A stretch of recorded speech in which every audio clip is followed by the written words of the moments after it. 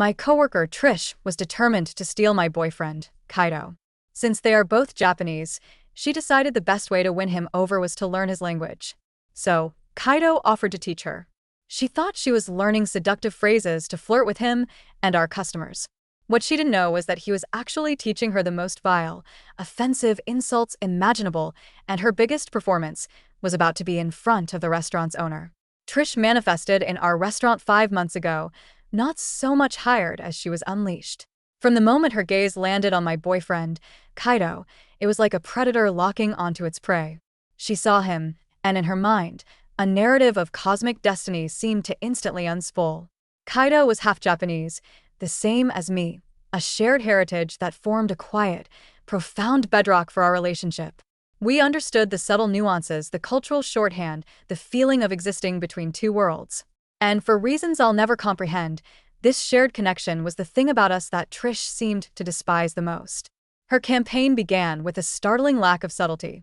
The first time she witnessed us sharing a lunch break, she made her move. I had gotten up to use the restroom, leaving my half-eaten ramen next to Kaido.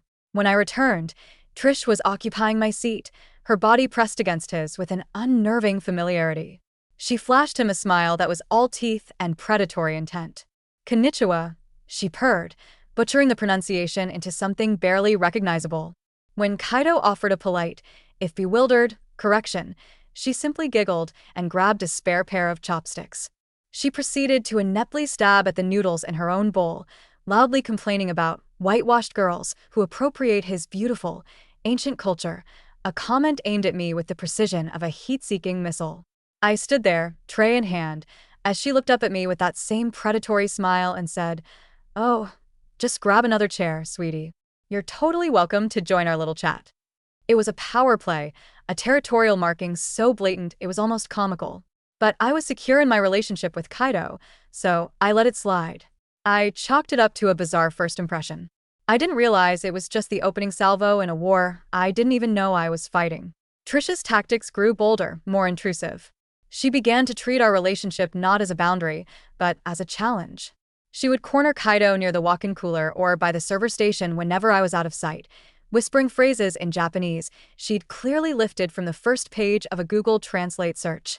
They were always clumsy, grammatically nonsensical, but loaded with a cringe-worthy, innuendo-laden intent. Whenever Kaido and I were having a private conversation, she would invariably find a reason to squeeze between us, her movements slow and deliberate. Sometimes she would turn her back to me, brushing her backside against Kaido's arm. Other times, she would face him directly, her eyes wide, attempting what I can only describe as a seductive, anime-style gaze that made him visibly uncomfortable. The breaking point, the moment my passive tolerance curdled into active fury, came when she asked him, in front of several other coworkers, to come to her apartment after work for private Japanese lessons.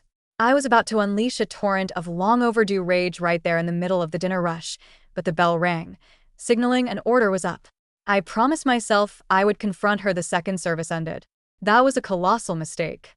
Later that evening, a party of important-looking Japanese businessmen arrived. They were seated in my section, a potentially lucrative table that could make my night. But before I could even greet them, Trish materialized, physically shouldering me aside with a sharp, "I've got this." She beamed at the men and announced in loud, confident English, "Please, speak Japanese. I understand everything." They looked pleasantly surprised, a flicker of appreciation in their eyes. They began to speak, their conversation a rapid-fire cascade of polite, formal Japanese, detailing their orders with a host of complex modifications and severe food allergies. Trish just stood there, nodding and smiling, repeating "hi, hi," as she scribbled what I can only assume was meaningless gibberish onto her notepad. 45 minutes later, the table was a scene of culinary carnage. One man was staring in confusion at a shrimp tempura appetizer he hadn't ordered. Another had received 2 elaborate sushi platters instead of his requested chicken chow mein. And the third, his face swelling and turning a terrifying shade of red, was gasping for air, in the throes of an anaphylactic reaction to the shellfish he had explicitly asked to be excluded from his dish. That's when Trish deployed her masterstroke of villainy. As Kaido sprinted to the back to grab the emergency EpiPen, she pointed a trembling, accusatory finger directly at me. She turned to her cousin, who, in a spectacular display of nepotism, was our shift manager and declared that I must have maliciously altered the ticket to sabotage her. Her cousin, without a shred of investigation, without even a cursory glance at the POS system, marched over to me. In front of the entire dining room, the horrified businessmen, and my fellow staff, she wrote me up. "One more incident like this, and you are terminated," she hissed, her eyes gleaming with a petty, triumphant victory. I went home that night utterly crushed. I cried in Kaido's arms, the injustice of it all feeling like a physical weight. I was ready to quit, to walk away from the job I had held for 3 years. But then, as I was venting my frustration, a new, dangerous idea began to form in Kaido's mind. A slow, wicked smile spread across his face.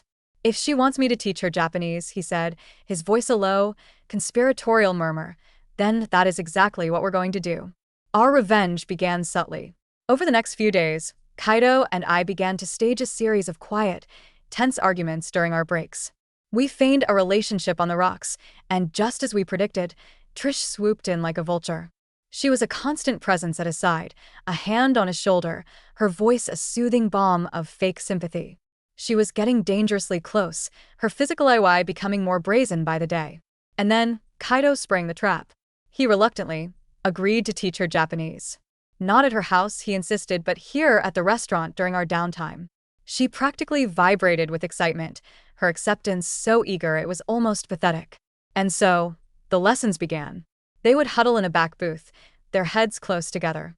Kaido would patiently pronounce a phrase, and she would repeat it, her voice a grotesque parody of a seductive anime character, her eyes wide and full of a doe-eyed adoration that made my stomach turn.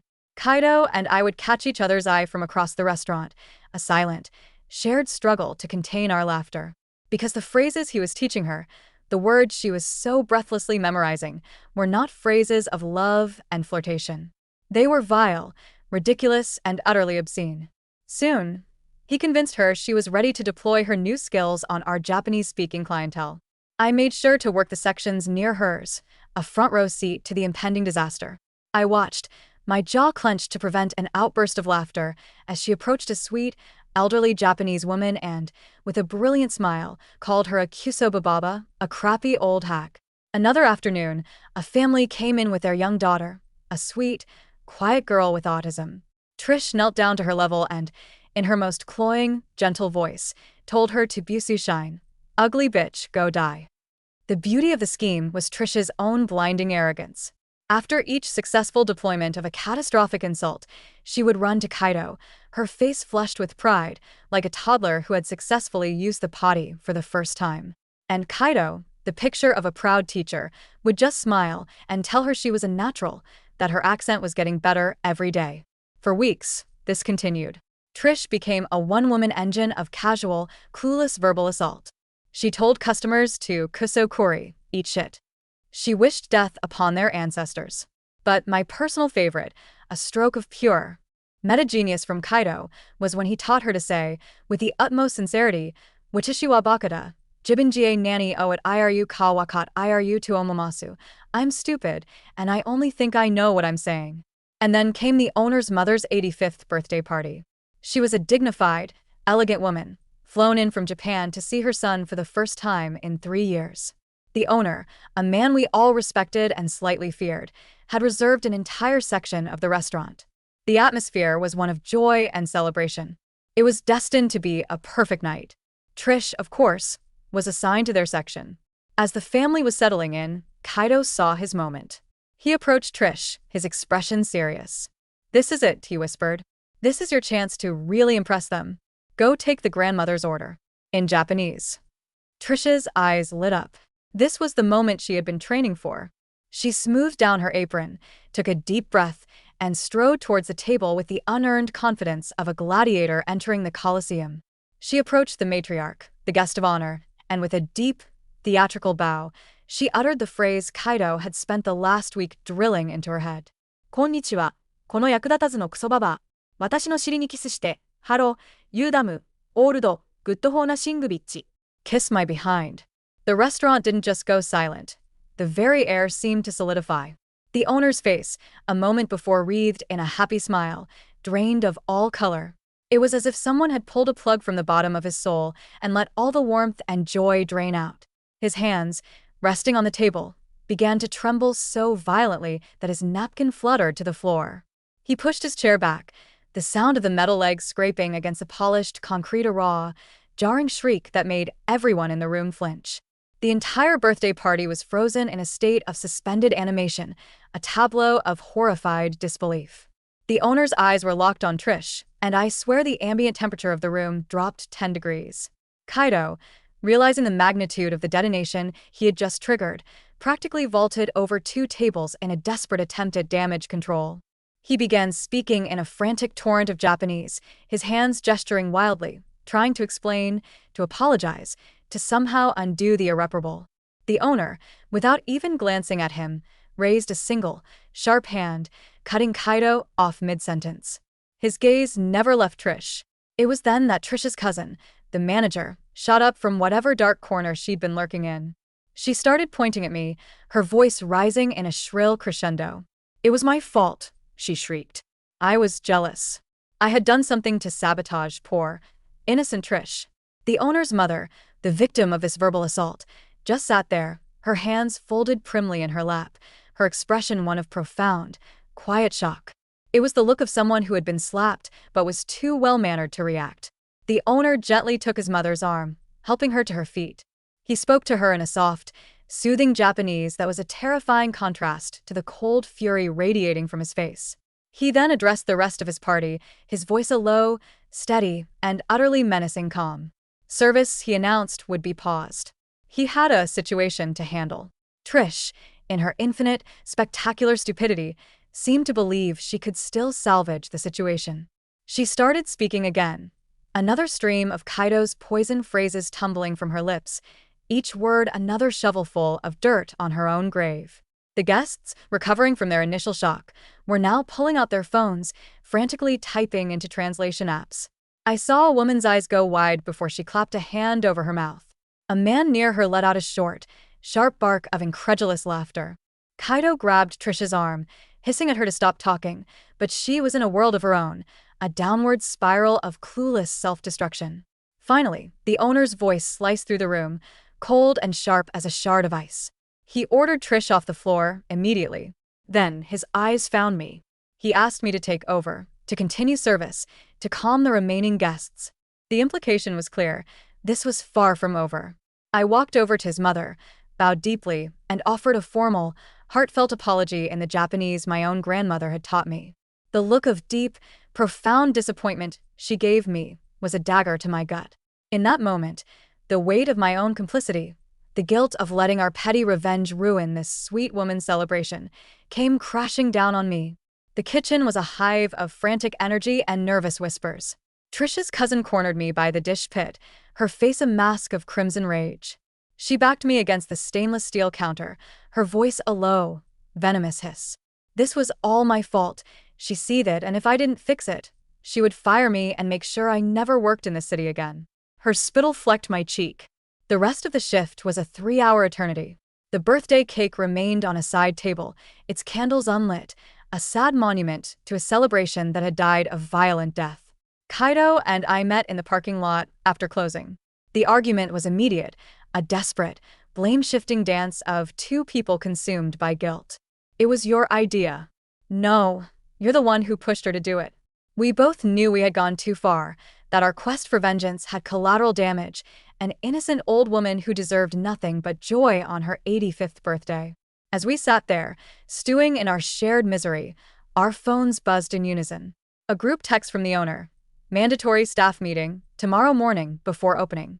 The formal, impersonal tone of the message sent a chill down my spine. I spent the night staring at my ceiling, the image of the owner's mother's hurt face replaying on a loop in my mind. The next morning, the restaurant was thick with a nervous, palpable tension. A man in an expensive suit, a senior manager from the owner's downtown flagship restaurant named Pascal Levy, was in charge. He announced a formal investigation. Everyone would be interviewed.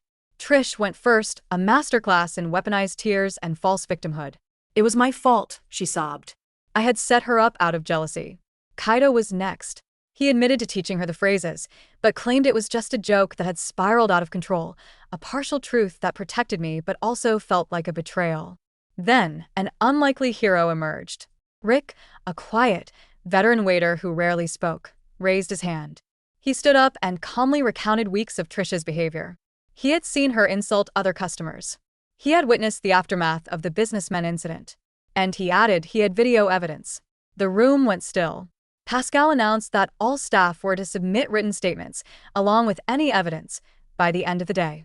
Lying, he warned, would result in immediate termination. After the meeting, I discovered my hours for the following week had been slashed to almost nothing, a clear act of retaliation by the manager cousin. I spent the rest of the day compiling my own dossier, a detailed timeline of the harassment, screenshots of the cousin's bias scheduling, and a formal account of the threats she had made. That evening, Trish sent me a direct message, a gloating victory lap in which she declared that she now owned the floor and that Kaido would soon be hers. I screenshotted it and added it to the growing mountain of evidence. The investigation intensified. Pascal received half a dozen formal complaints from the birthday party guests. Other customers came forward, recounting their own experiences of being inexplicably insulted by Trish. The cousin, in a spectacular act of self-immolation, sent a group text threatening to cut the hours of anyone who cooperated with the investigation. I forwarded it to Pascal immediately. Kaido and I, facing the inevitable, wrote and signed a full confession, detailing our entire revenge plot from its inception. 3 days later, at another all-staff meeting, Pascal delivered his verdict. Trish was suspended, pending termination. Kaido was suspended for 2 weeks without pay. The cousin was demoted to a server, stripped of all managerial duties. And I received a formal, permanent warning for unprofessional conduct. I had kept my job, but my record was forever tarnished. The fallout was immediate. Trish launched a social media smear campaign, painting herself as the victim of a vast, jealous conspiracy. But her narrative quickly unraveled as other staff members began posting their own evidence of her behavior. 2 days later, I was summoned to a private meeting with the owner's mother. I apologized again, profusely and sincerely. She listened patiently, her expression one of weary disappointment. She understood, she said, that the restaurant's toxic culture had allowed this to happen. She had spoken with her son. There would be changes. Real changes. A final meeting was called. The owner announced Trish's official termination. He also announced mandatory cultural sensitivity training for all staff and the hiring of an external HR firm to oversee management for the next 3 months. The cousin stood in the back, her face a mask of thunderous rage, as the new, healthier era of the restaurant was ushered in on the ashes of her reign. In the weeks that followed, the restaurant began to heal, but I couldn't. The guilt and the drama were a constant weight. I started looking for a new job. Rick, my quiet hero, gave me a reference for a small, family-run cafe downtown. I was honest in my interview, and the owner, a kind woman who valued a drama-free workplace, hired me. Kaido, as part of his probation, enrolled in a conflict resolution course. It changed him, and it changed us.